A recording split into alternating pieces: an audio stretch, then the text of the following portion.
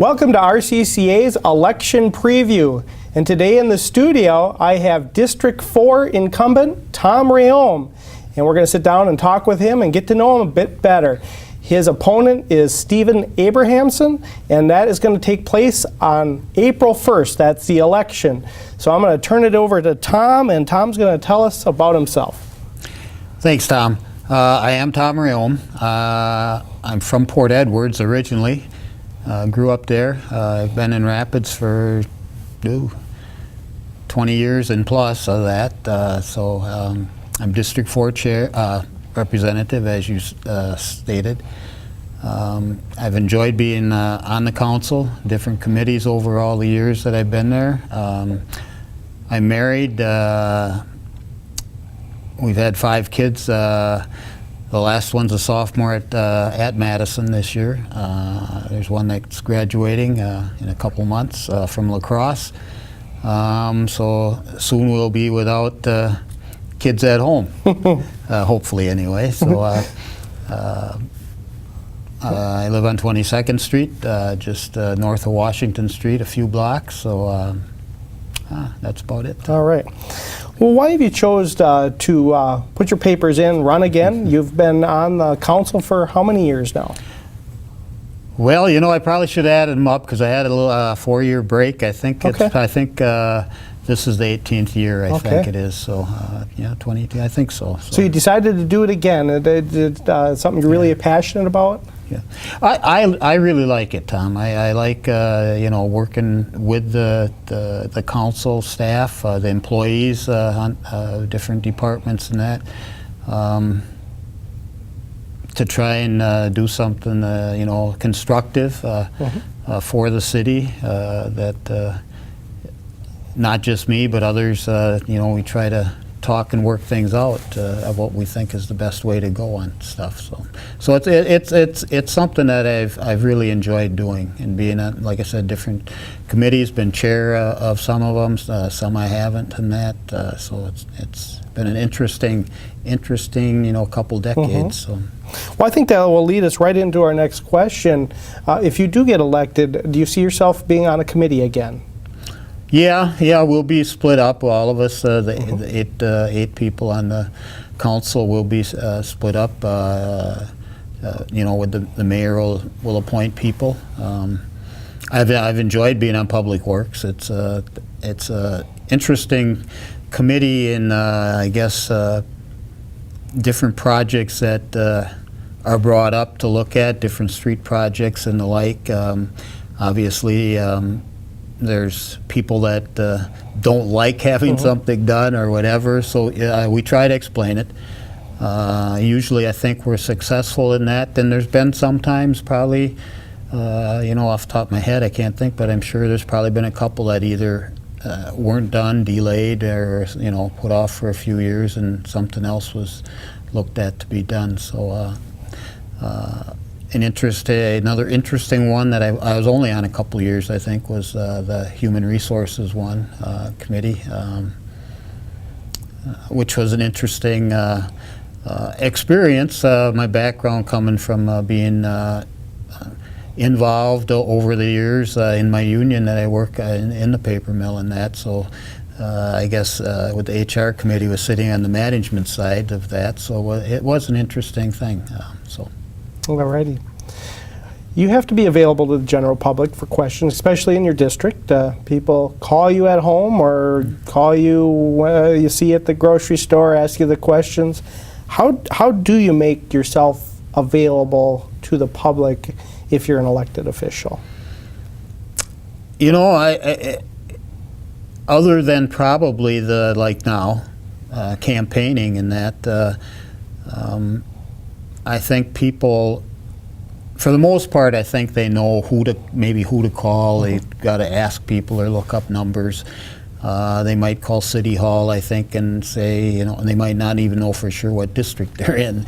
So people get directed. I don't get a lot of calls, but I do get them. I have run into people, though, as you said, in the grocery store or someplace like that, you know, they recognize me and come over and, you know, talk about whatever issue is on their mind. So you know, we're there to be contacted, but I guess it's, and you run across on screen River Cities of, Right. you know, who the representatives are and that, so people can find it that way too. Yep, they can give your home a call if needed, Yep. and they can ask you a question, or if they need Yeah. have a concern on a project, you can steer them to come to a meeting. Yeah, and you know, the number's open. I Yep. mean, they're free to call. A lot of the elected officials always work with city department heads and work with the mayor and even other employees within the city.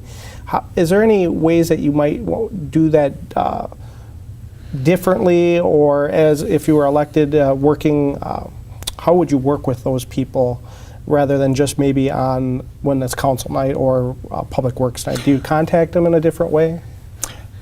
You know, I talk with the department heads to set up agendas for the meetings and that type of stuff.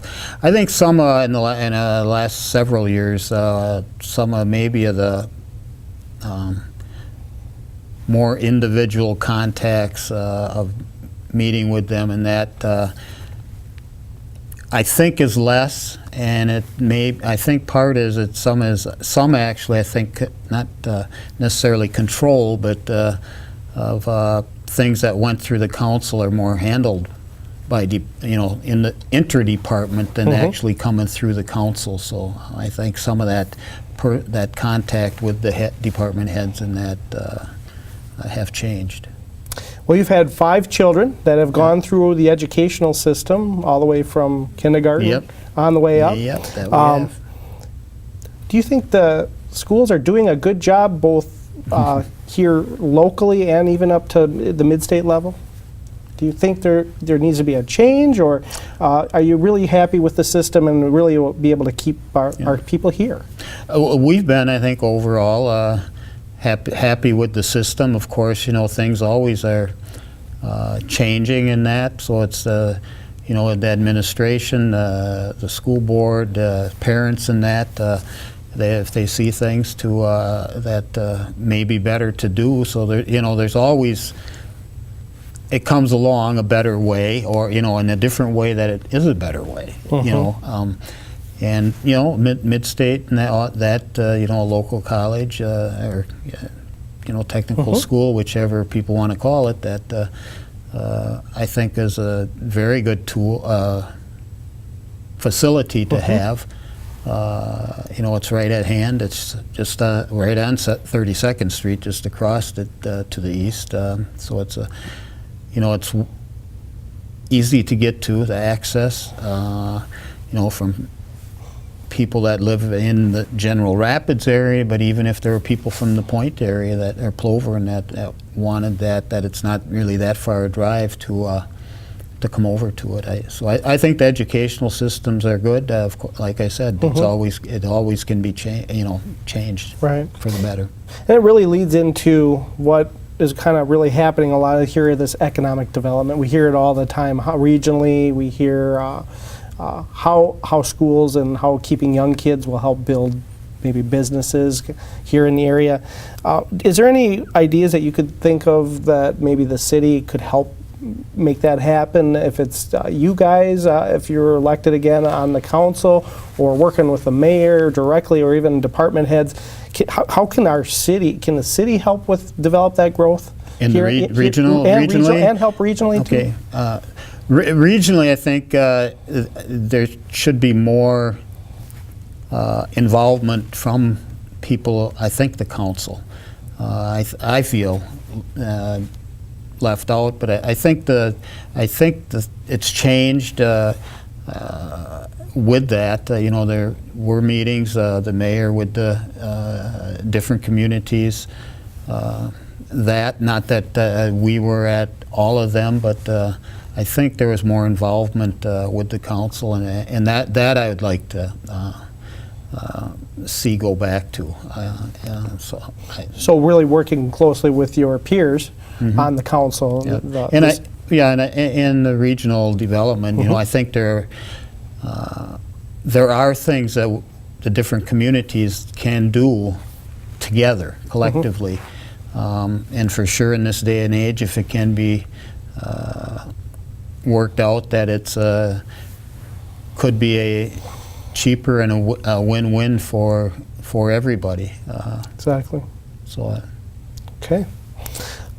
Let's talk about some of the good points you feel the city is currently doing right now, our city, and some things that you feel that the city could be improving on. So let's start with some of the good things you see that's going on in our city, and it's kind of it's because of our city government helping do that. So let's start with the good. Well, the good is, I think, and like I talked about earlier, I guess, is the infrastructure and being on that Public Works Committee. A lot of our roads had been put off, I think, for over the years. Some should have been done maybe before others, or more should have been done if it could have been, afforded to doing that. But we sure have some streets downtown. That Grand Avenue has been redone on the west side of the river here. The east side is projected, I think it's 2017 or something like that, if things work, but getting all the money and whatnot, things do get pushed back. So I think we have taken, to me anyway, a better look at getting some of these done. Some of these roads have gotten into terrible condition. What surprised me is how many of how old some of the utilities are that have been buried for 80 and plus years, over 80 years. That it's amazing that to me it's amazing that they're still working, even though some haven't been in that. Right. But those to me are the good things. I think we've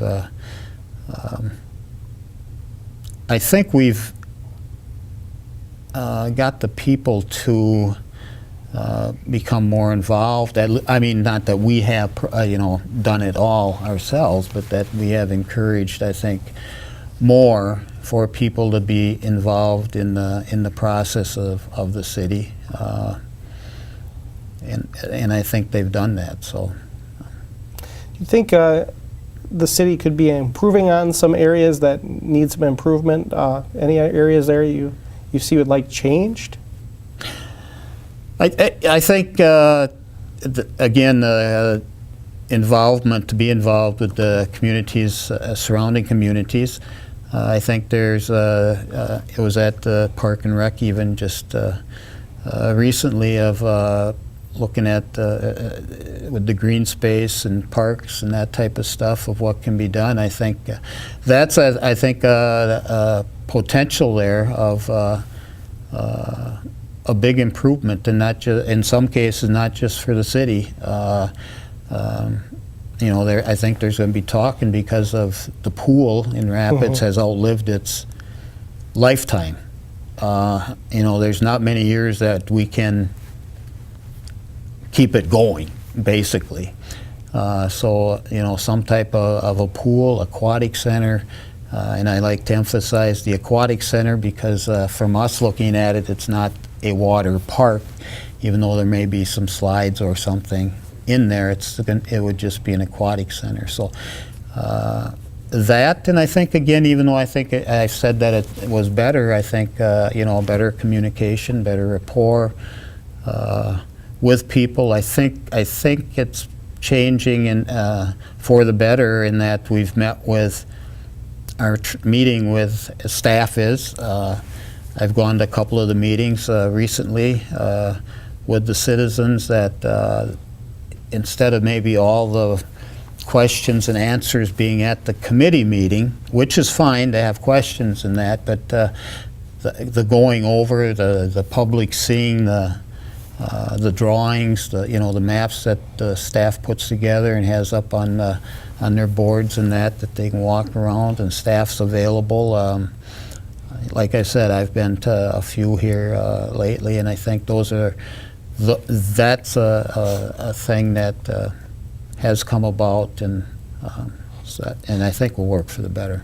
Yeah, the open house was one of the initiatives that were worked on the Lean Six project, I believe, that they worked on to help bring that out. And it actually made the meeting run really smoothly, I think. Yeah, and I have, and part of the Oak Street project that was that, they had a meeting actually over in the church there a month or so ago. I think it was about a month ago, which I went to, and just being there, I learned something ahead of time too of what concerns were that the people have had and that. So great. Well, let's look into the future here. Where do you see City of Wisconsin Rapids in the year of 2020 and on the path we're going now? Continuing, if we continue to improve, and I think we are, and I think we've held to a degree, I think the taxes where they should be. We are restricted as far as levy limits and that type of stuff, but that's been around for a number of years. In some cases, it restricts us, I think, too much, that we can't do maybe more at one time. So in 2020, I hope that you know, a lot of our projects, infrastructure is done by then and before, which I hope will entertain drawing more business to the area. I see that happening. We have our Woodlands Business Park over there, you know, waiting for more people to come in, and that hopefully that in the area, again regionally, if it's not right in Rapids, that we can entice a company to come in. Maybe we'd have a local person that would come up with something that would over time and you know, turn into something like Renaissance Learning has, that you know, started in the basement of a house in Port Edwards and grew from that. And so maybe we have somebody, you know, that has thoughts and ideas and will come forward to help with that. But I see us as moving along, continuing to build our infrastructure, working with the schools for the educational part of that, because we need educated people for the businesses that we do bring in that have, and the education is education, you know, book smart and that type of stuff, but it's also for people to learn the welding trades and that, you know, the physical jobs, I'll call them that, us to have those people and have them readily available for hopefully bringing companies in here to work. Yeah, manufacturing, one of the biggest things in this area. So with the mills, and you want to have those people be able to do that. Hands-on kind of a workforce here in this area. Yeah. It helps if you have that, whichever type of people you need to bring the company here. Well, it's only 6 years from now, so it'll be here before we know it. Yep. Well, let's have you tell our viewers and the voters in District 4 why they should vote for you, Tom. I think I'm going to start with my experience of being with a number of years there. And the reason I think that that's a big thing, along with other reasons, is that there's going to be a big change on the City Council. We're guaranteed of 3 new alderpersons right off the bat out of 8. So that's going to be a big change. You know, it's new people coming in for themselves, and I think somewhat with experience there is one reason. But I think the knowledge of how government, how the city is operated, I know the ins and outs of that, how the different committees operate. You know, you can, if there's committees you like, to ask if you could be on them that you'd like to be. I've entertained thoughts in my head of my time there, that if I was reelected, that possibly to look at something because of my experience of even council president, to look at. So I think that's another reason that the district could have possibly somebody that would be council president. It's not a guarantee, that's for sure, but it's something that I probably would look at to do. I've enjoyed working with people in my district. Like I said, I don't get a lot of calls. Some alderpersons say they do, but there's others that have said they don't get a lot either. I mean, a hot button topic may entice a dozen people to call, but that is rare. They're more likely to show up at a meeting if we have them, so to do it for them to air their grievances or whatever, if they do it there.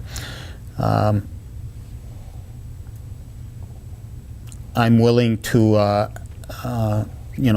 talk with our state legislators if that need is to be done, help out with the mayor, staff, if there's things, grants we want to do or things we don't like that the state is putting upon us that we feel it's taking some of our rights away, local control, that willing to meet with the legislators, and I've done that in the past, so I have had experience doing that, and not afraid to do that, to go talk to the legislators, and at times they should be talked to when we think they did something right too, not just when we want to air some grievances of our own with what Madison is doing. So. It's the experience, a number of years. I have enjoyed it. I know what the process is. I think anybody, to some degree, who runs for an office, to me anyway, there's some agenda that they have. And it's either they themselves or maybe a group that are together, get together, that what they would like to have done. I really think people are like that, and I would like to see that the city continue to grow, to be more involved with the citizens, to entertain for them to become more involved. Those are some of the reasons why I would ask for the residents of District 4. I think I have been and can be a good representative for them to the city.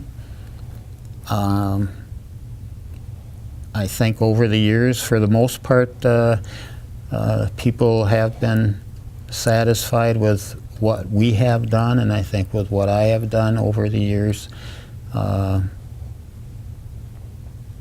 And as in an earlier question, that they've